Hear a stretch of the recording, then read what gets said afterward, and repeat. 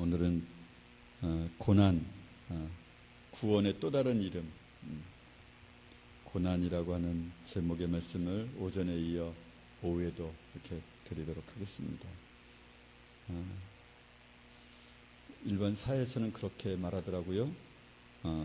실패, 또 다른 성공의 또 다른 이름, 이렇게 말을 하더라고요. 우리의 가치관도 좀 고난, 구원의 또 다른 이름, 이렇게 알아서 이 땅에 사는 동안 그리스도 예수를 위하여 많은 고난을 기뻐하며 받으실 수 있기를 바랍니다.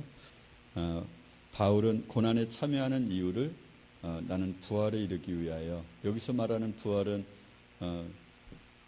영원한 천국의 부활을 말하는 거겠죠. 그 영원한 멸망의 부활을 말하는 게 아니겠죠. 내가 그리스도와 그 부활의 권능과 그 고난에 참여함을 알려하여 그의 죽으심을 본받아 어찌하든지 죽은 자 가운데서 부활에 이르려 하노니, 그가 고난에 참여하는 유일한 이유 중에 하나는 어찌하든지 자기가 부활에 이르도록 하기 위하여 이 고난에 참여한다, 이렇게 고백합니다. 내가 이미 얻었다 함도 아니요 온전히 이루었다 함도 아니라 오직 내가 그리스도 예수께 잡힌 바 된 그것을 잡으려고 쫓아가노라. 형제들아, 나는 아직 내가 잡은 줄로 여기지 아니하고 오직 한 일, 즉 뒤에 있는 것은 잊어버리고 앞에 있는 것을 잡으려고 쫓아가노라, 이런 표현을 합니다. 여러분이요, 그래서 이 땅에 사는 동안 구원의 완성이 없습니다. 구원은 점진적으로 이루어가는 것이고 구원에 이르도록 자라가는 것이지, 흔히 말하는 구원의 확신을 갖는 것은 그리스도 예수께서 말씀하시는 대목이 아닙니다. 구원의 확신은 사람들이 만들어낸 언어이지 성경에서 말하는 의미가 아닙니다. 그래서 우리는 바울도 그렇게 말합니다. 온전히 이루었담도 아니라, 이렇게 얻었다 함도 아니라, 이렇게 말을 하죠. 그가 고난에 참여하는 이유는 부활에 이르기 위해서였던 것처럼 저와 여러분도 이 부활이 한 100년쯤 지나면 또다시 생명의 부활로 다시 기회가 주어지면 얼마나 좋겠습니까? 이게 한 1000년쯤 지나면 또다시 한번 기회가 주어지면 얼마나 좋겠습니까? 그런데 이 시험은 한 번 주어진 것이고 다시는 되돌릴 수 없는 것이기 때문에 이 바울처럼 오늘 저와 여러분도 이 고난을 기쁘게 여기시면서 사셔야만 합니다. 환난은, 이 고난이라고 하는 이 고난은 하나님의 마음을 우리 마음에 부어주는 놀라운 기회가 되는데요. 이 고난이 없으면 하나님의 마음이 우리 마음에 부어질 수 없습니다. 그래서 바울은 이렇게 말합니다. 로마서 5장 3절 이하에 보면 나는 환난을 자랑합니다. 환난은 인내를, 인내는 연단을, 연단은 소망을 이루는 줄 우리가 알기 때문입니다. 소망이 우리를 부끄럽게 아니함은 성령으로 말미암아 하나님의 마음이 우리 마음에 부은 바 됨이니, 하나님의 마음이 우리 마음에 부어진 사람, 그런 사람의 시작이 어디부터 시작되냐? 그러면 환난부터 시작이 됩니다. 그래서 환난은 하나님의 사람이 되기 위한 필수적 요건입니다. 사람이 그냥 자연인으로서 하나님의 마음이 부어질 수 없습니다. 자기 자신을 버릴 수 없거든요. 몇 가지만 고치면 괜찮은 사람같이 여겨지거든요.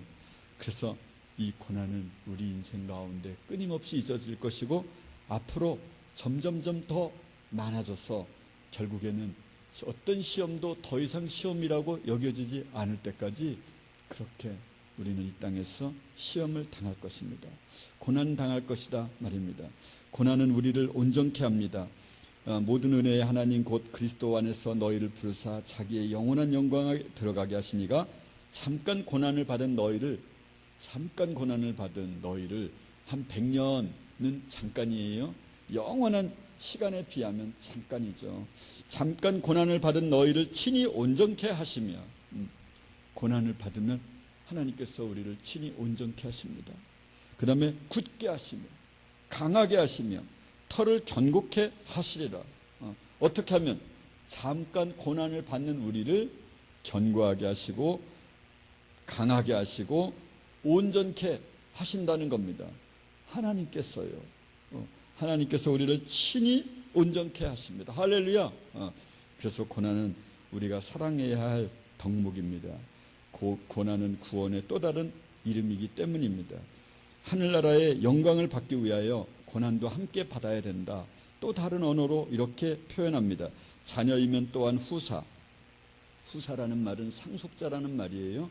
자녀는 부모가 가지고 있는 재산을 그대로 물려받는 거거든요. 그것을 상속자, 후사라고 하는데요. 자녀이면 또한 후사, 곧 하나님의 후사요, 그리스도와 함께한 후사니 우리가 그와 함께 영광을 받기 위하여 고난도 함께 받아야 할 것이다. 이렇게 말씀하십니다. 그러니까 그와 함께 영광의, 구원의 영광을 받기로 그렇게 예정되어 있는 우리는 그와 함께 고난도 같이 받아야 된다. 이렇게 말씀을 하십니다. 여러분 저희 지금 여기 있는 그곳에는 딱 문을 열자마자 no pain, no gain 이렇게 있습니다. 그러니까 피 흘림이 없이 고난 없이 영광 없다 이런 뜻이죠. 고통 없이 얻는 것이 없다 이런 거예요. 그러니까 우리 고난 없이 구원 없습니다. 고난 없는 영광이 없습니다. 그래서 꼭 우리가 그와 함께 영광을 받기 위하여 고난도 함께 받아야 될 것입니다. 이 고난은 우리가 사랑해야 할 일이고 이것은 우리가 기뻐해야 할 일인 거죠. 그리스도의 고난에 참여하는 것으로 즐거워하라. 오직 너희가 그리스도의 고난에 참여하는 것으로 즐거워하라. 이는 그의 영광을 나타내실 때 너희로 즐거워하고 기뻐하게 하려 함이라. 여러분, 그리스도 예수의 고난에 참여하는 것으로 즐거워해야만 합니다. 주님께서 영광 중에 나타났을 때 하나님께서 우리를 고난을 당했다고 하는 그것을 가지고 우리에게 상을 주시면서 잘했다 그렇게 말씀하실 것이기 때문입니다. 그리스도의 이름으로 고난을 받은 즉 부끄러워 말고 도리어 그 이름으로 하나님께 영광을 돌리라. 할렐루야. 그리스도 예수의 이름으로 고난을 받는 사람, 이제는 우리가 고난을 받아도 이런 고난의 단계로 접어들어야만 합니다. 그럴 때는 부끄러워 말고 도리어 그 이름으로, 예수 그리스도의 이름으로 하나님께 영광을 돌리라 그렇게 말씀하셨습니다.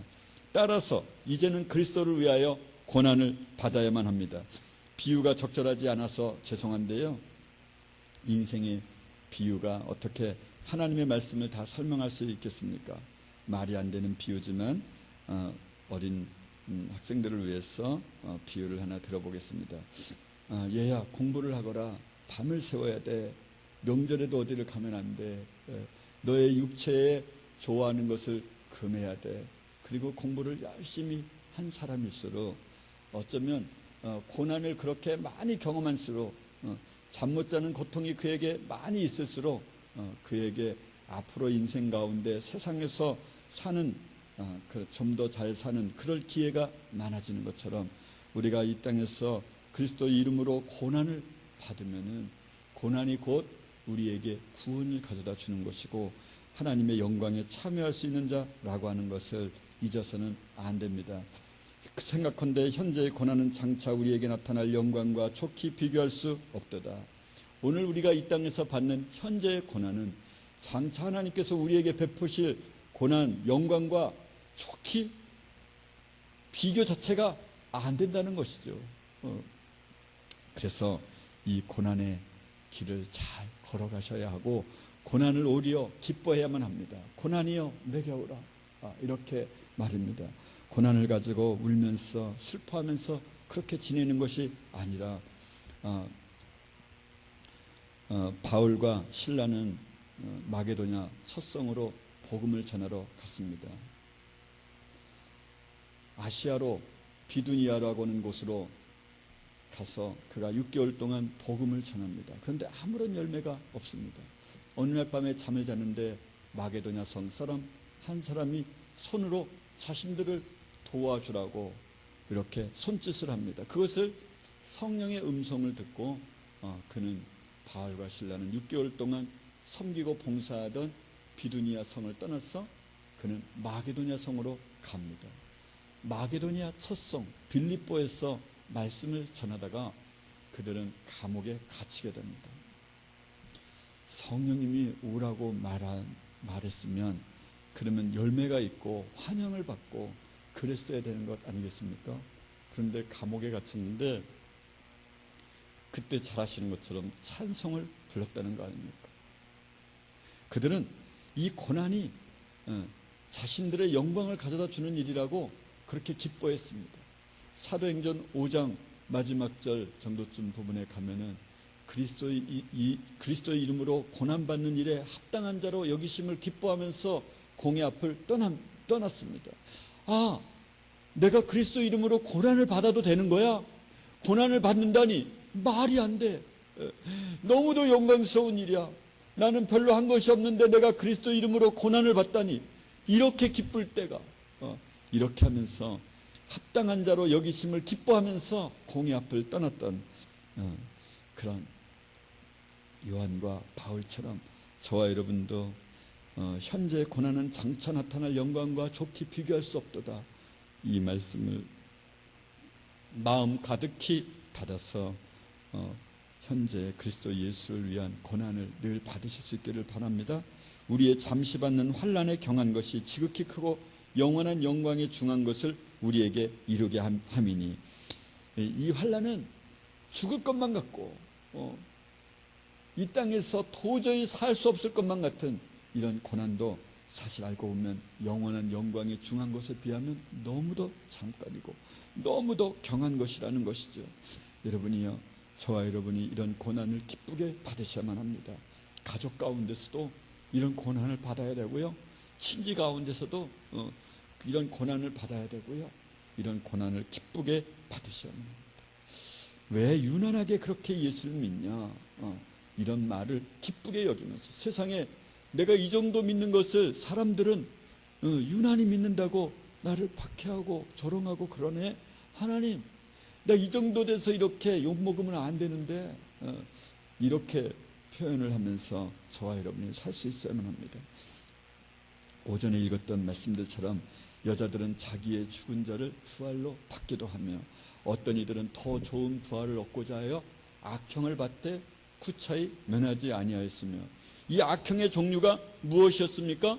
희롱과 채찍질뿐만 아니라 결박과 옥에 갇히는 시험도 받았으며, 돌로 치는 것과 톱으로 켜는 것과 시험과 칼에 죽는 것을 당하고, 할렐루야, 돌로 맞을 때 그 죽음이 얼마나 아플까요? 톱으로 뼈를 자를 때 그 고통은 얼마나 클까요? 칼에 죽는 것은 얼마나 아플까요? 얼마나 두려울까요? 양과 염소의 가죽을 입고 유리하며 궁핍과 환난과 학대를 받았으니 어떻게 하기 위하여? 더 좋은 부활을 얻고자 하여 말입니다. 이런 사람은 세상이 감당치 못하도다. 저희가 광야와 산중과 아멜과 토굴에 유리하였느니라. 여러분이요, 집을 조금만 적은 데를 가도 사람이 살기가 어렵습니다.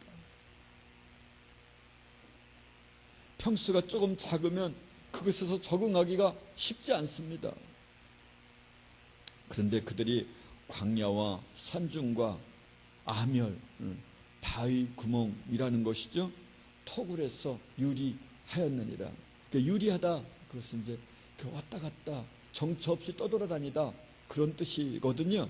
그러니까 오늘은 광야에서, 내일은 산중에서, 모레는 바위 틈에서, 클패는 토굴에서 그 많은 냄새가 날 것이고, 짐승들의 배설물들이 그곳에 있을 것이고, 한순간도 살 수 없을 것 같은 그런 쾌쾌한 냄새가 나는 그런 곳, 그곳마저도 그곳에 있을 수 없어 그 다음에는 발각될까 봐 또다시 다른 장소로 옮겨야만 하는, 고정된 장소라고는 하나도 찾아볼 수 없는 그런 곳을 기쁘게, 어떻게 해요?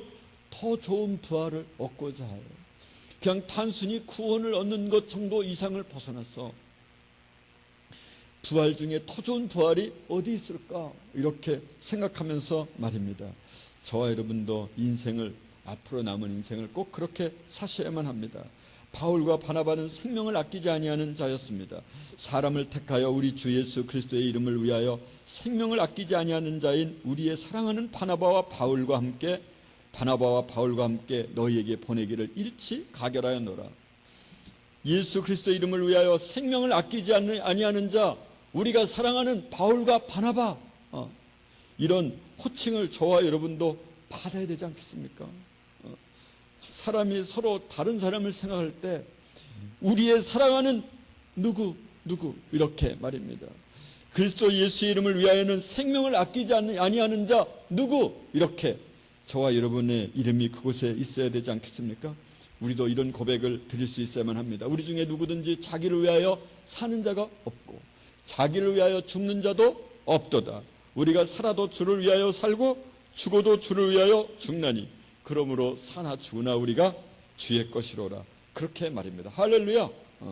여러분이요, 호세아처럼 그렇게 자신이 평생 단 한 번 이 땅에서 사는 동안 단 한 번 결혼할 수 있는 기회를, 자기의 아내를, 창녀를 얻으라는 말에 기꺼이 자기의 몸을 희생하고 자기의 자녀의 이름을 로함미라, 이는 내 백성이 아니라, 이는 내가 긍휼히 여길 자가 아니라, 이렇게 자기 자녀의 이름을 기꺼이 지어가면서 자기 자녀에 대한 기대, 아내에 대한 어떤 형상에 대한 기대를 깡그리 무너뜨리면서 인생을 정 거꾸로 살아가면서 보통 사람의 상식에도 전혀 어울리지 않는, 성경적이지도 않은 것 같은 그런 명령을 순종하면서 그렇게 살다 갔던 사람들처럼 미가나 이사야는 그는 벌거벗고 다녔습니다.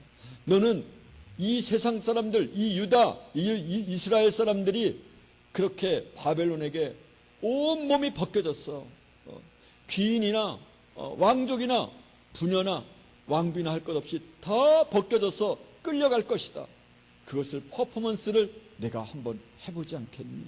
그리고는 온몸을 벌거벗고 사람들 가운데 다니면서 하나님께서 이렇게 말씀하신다. 오늘 나의 이 부끄러움처럼 너희들도 다 벌거벗겼어. 그렇게 바벨론으로 끌려갈 것이다. 그렇게 자신의 몸으로 말씀을 전했던 이사야, 미가처럼 말입니다. 우리도 우리의 육체는 우리 것이 아닙니다. 우리는 예수님께 팔린 자입니다. 그가 우리를 목숨으로 핏값으로 사셨습니다. 저가 모든 사람을 대신하여 죽으심은 산 자들로 하여금 다시는 저희 자신을 위하여 살지 않고 오직 저희를 대신하여 죽었다가 다시 사신 자 그리스도를 위하여 살게 하려 하십니다. 기도하겠습니다.